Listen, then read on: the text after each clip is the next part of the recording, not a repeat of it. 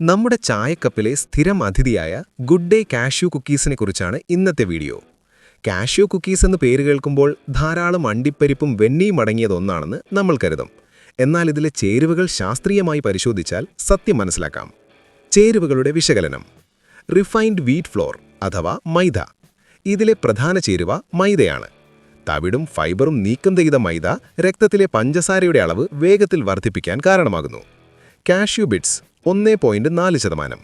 ഈ ബിസ്ക്കറ്റിന്റെ പേര് തന്നെ കാഷ്യൂ കുക്കീസ് എന്നാണ്. എന്നാൽ ഇതിൽ അടങ്ങിയിരിക്കുന്ന അണ്ടിപ്പരിപ്പിന്റെ അളവ് വെറും 1.4% മാത്രമാണ്. അതായത് 100 ഗ്രാം ബിസ്ക്കറ്റിൽ 1.5 ഗ്രാം പോലും അണ്ടിപ്പരിപ്പില്ല. Palm oil. ഉൽപാദന ചിലവ് കുറയ്ക്കാൻ ഉപയോഗിക്കുന്ന പ്രധാന ചേരുവയാണിത്. ഇതിൽ ഏകദേശം 50% സാച്ചുറേറ്റഡ് ഫാറ്റ് അടങ്ങിയിരിക്കുന്നു. ഇത് അമിതമായി ഉപയോഗിക്കുന്നത് ഹൃദയാരോഗ്യത്തിന് നല്ലതല്ല. മധുരത്തിന്റെ കളി. സാധാരണ പഞ്ചസാരയ്ക്ക് പുറമെ ഇതിൽ ഇൻവേർട്ട് ഷുഗർ സിറപ്പും ചേർത്തിട്ടുണ്ട്. ഇത് ബിസ്ക്കറ്റിന് കൂടുതൽ രുചിയും ഷെൽഫ് ലൈഫും നൽകും. എങ്കിലും രക്തത്തിലെ ഗ്ലൂക്കോസ് നില വേഗത്തിൽ ഉയർത്താൻ കാരണമാകും. പാൽ ഉൽപ്പന്നങ്ങൾ. പരസ്യങ്ങളിൽ വെണ്ണയുടെ ഗുണത്തെക്കുറിച്ച് പറയാറുണ്ട്. എന്നാൽ ഇതിൽ വെണ്ണ വെറും 0.1% മാത്രമേ ചേർത്തിട്ടുള്ളൂ. മാർക്കറ്റിംഗ് തന്ത്രങ്ങൾ.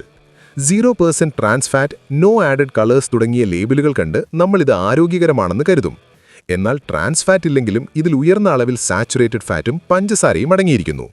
100 ഗ്രാം ബിസ്ക്കറ്റിൽ ഏകദേശം 20.3 ഗ്രാം അധികം ശർക്കര അഥവാ ആഡഡ് ഷുഗർ അടങ്ങിയിരിക്കുന്നു. ഇതൊരു ദിവസം ഒരാൾ കഴിക്കേണ്ട ശർക്കരയുടെ വലിയൊരു ഭാഗമാണ്. അണ്ടിപ്പരിപ്പും വെണ്ണയും വളരെ കുറഞ്ഞ അളവിൽ മാത്രം ചേർത്ത് ആ പേരിൽ വിൽക്കുന്നത് വെറും മാർക്കറ്റിംഗ് തന്ത്രമാണ്.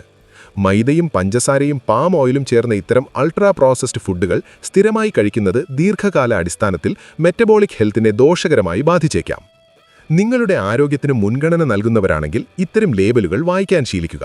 ഈ അറിവ് ഉപകാരപ്പെട്ടുവെങ്കിൽ ലൈക്ക് ചെയ്യാനും ചാനൽ സബ്സ്ക്രൈബ് ചെയ്യാനും മറക്കരുത്.